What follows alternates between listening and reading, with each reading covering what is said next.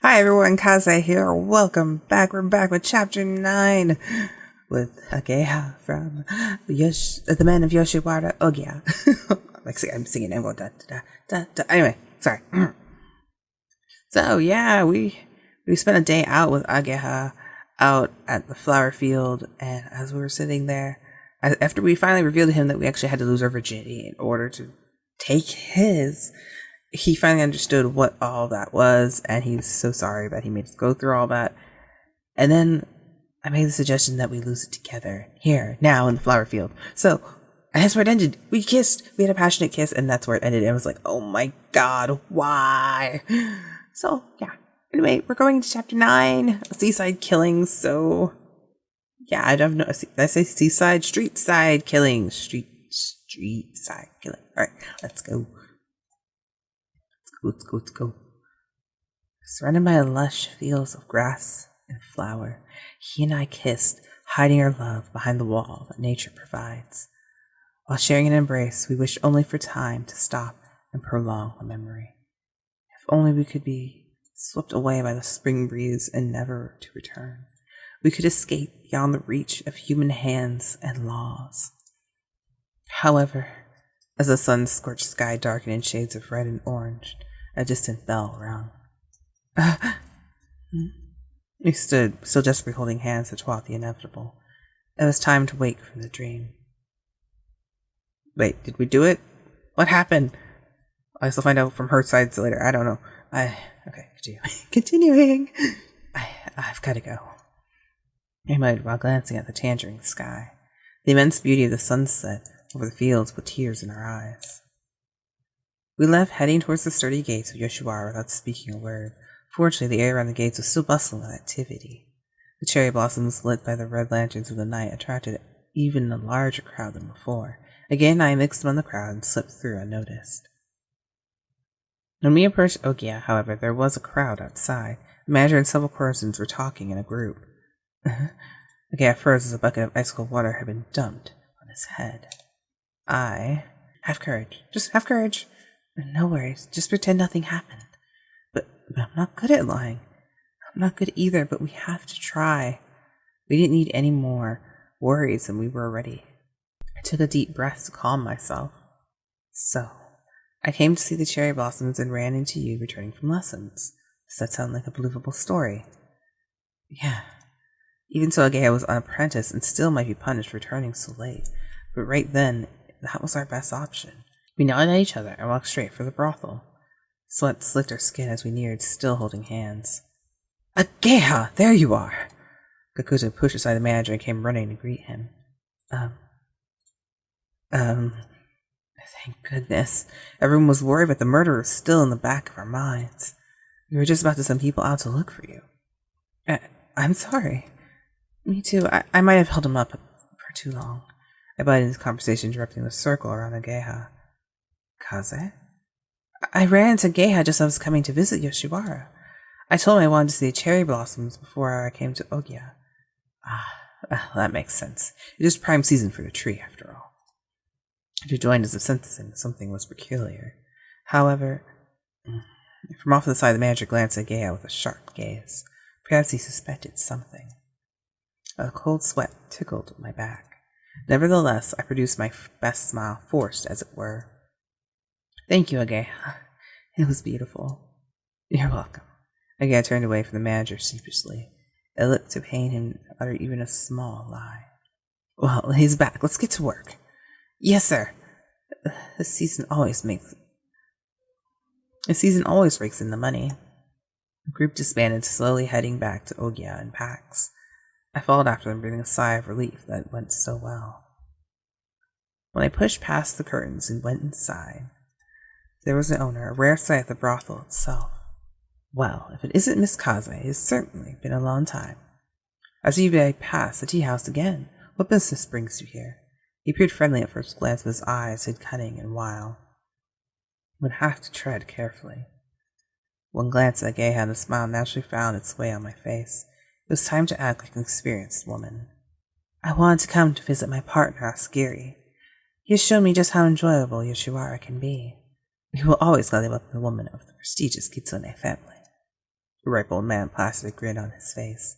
The battle of wits had begun. A chance to come, and I would take it.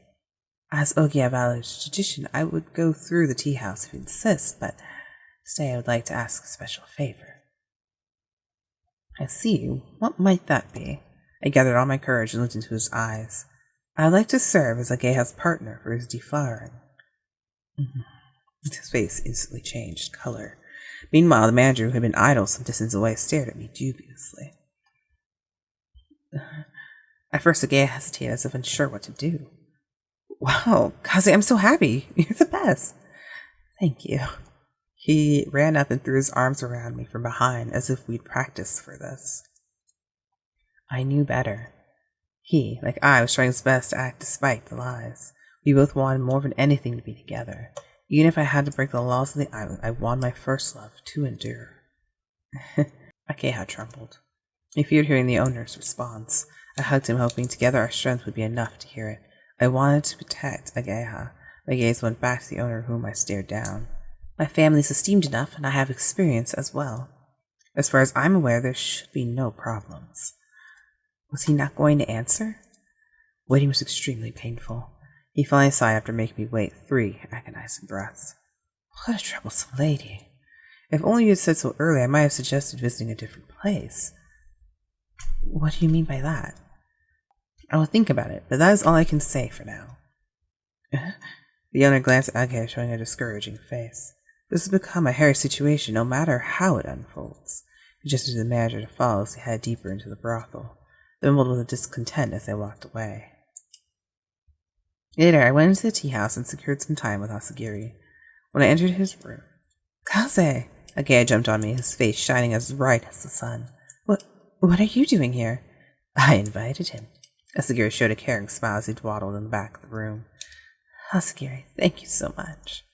I heard the story from Ageha. It's amazing the owner didn't refuse straight out. It's one step forward for you two. Which means you ought to have a drink to celebrate. I brought just the thing. Ageha reached the table and grabbed a bottle of sake. We've made it one step closer. With a huge load of stress taken away, I was assaulted by dizziness. Kaze? Oh, I'm sorry. Ageha stepped forward to prevent my fall and supported me around his shoulder. My body just hadn't been ready to burden such immense anxiety and pressure. Are you all right? Yes, because you're with me. Ageha smiled at me. Meanwhile, Asagiri watched this unfold. You two are so innocent, it makes me sick. His sweet voice chuckled as he reached for a bottle. Oh, let me pour for you. No need. Enjoy yourselves without worrying about me. A shame you couldn't have your own room, though. Kaze, allow me. Thank you. Sake drizzled into my crimson cup. Taking a sip, its warmth shot through me. And so we celebrated with our modest banquet. I had drank enough to the point where I was unsteady on my feet. Are you okay? Ageha asked with concern, his own face richly red. Yeah, I might have had too much to drink. I think I'll step outside to cool off. Ageha, go with her, you hear? Okay. Ageha supported my shoulder and helped me walk out to the garden. I went to wash my face in the hall. I glanced outside. There, I saw someone sitting, lit on the veranda by the faint light from the building. It was Ageha. 1, 2, buckle my shoe. 3, 4, open the door. He was there juggling, waiting for me to come back. His mellow voice echoing softly through the garden. It's been some time since I heard you sing. Oh, whoa! How long have you been there? Didn't you squirt me? What do you mean, how long have I been there? You walked me here. I only just arrived. Embarrassed, he stuffed the balls back into his pocket. Done so soon. I would have liked to hear your lovely song. I'm glad you like it, but since we're finally together, I'd rather not spend that time talking. He bashfully folded his hand together. I sat down next to him and stared at the roof of the nighttime sky. The stars are beautiful tonight. Sure are. He answered, snuggling himself closer to me. As no one was there to see, we soon joined hands, and soon shared an embrace. This is like a dream. Do you think the boss will say yes? You can only hope. Yeah, Ageha answered with cheeks blushing a pale red. Hey, Kaze. Mm-hmm. I tilted my head curiously and looked towards him. He rests his head on my shoulders, peering up at me. Ageha, are you drunk? His smooth honey eyes made my heart flutter. Just a little. I love it when this man blushes. Look at the blush. He smirked, and then his lips darted forward, pressing softly against my own. What if someone sees that? Remember what I said in my letter? Don't worry, my kisses are only for you. Everything's finally coming together. If the owner finds out, she's absolutely right. I jumped startled by the sudden voice. It was Gakuto leaning on the wall of the veranda. Huh? Gakuto, you need to learn how to control yourself with alcohol. Even I can't protect you if you don't do something about it soon. I know, I'm sorry. Sad Ageha's shoulders slumped. Gakuto smirked as he watched over him. He then came over and sat down near us. Distant voices intermingled with the soft trickle of water in the garden. I heard about the deflowering from Asagiri. At first, I thought it was just another rich girl flaunting her wealth. But I was shocked to find out you made the boss spend. I'm just following my feelings, that's all. He looked deep into my eyes as searching for an answer. Someone like you could have any courtesan you want. So why did you pick Ageha? I don't know. I don't have a reason. Why does it matter? I don't have a reason. I don't have a reason. I just love him for who he is. That's a good enough reason for anybody. Gakuto leaned on the veranda with his arms and glanced up at the sky. I have no idea how it'll play out, but good luck. He's like a little brother to me. After that, Gakuto stood up straight and walked away. I wondered what he came for. Ageha watched his back as he turned the corner and vanished. To say how much he cares for you, I might require with certainty. To be honest, I was frightened with how well things were progressing. And so the night of our little banquet rolled forward. Far past midnight, I was finally ready to leave for home. I sent away an assistant to have Musashi come pick me up. However, just then the owner walked by with a troubled face. When he saw me, he became even more distraught. What could it possibly mean? Have you considered my request? I asked curiously, searching for a promising answer. Never would I have expected what came next. Can we pretend that talk never happened? Huh? Had I heard him right? The inside sunk as my heart had turned to stone. Could you say that again? I said, can we pretend that talk never happened? A far more distinguished person has made the same request. His deflowering has been set for 10 days from now.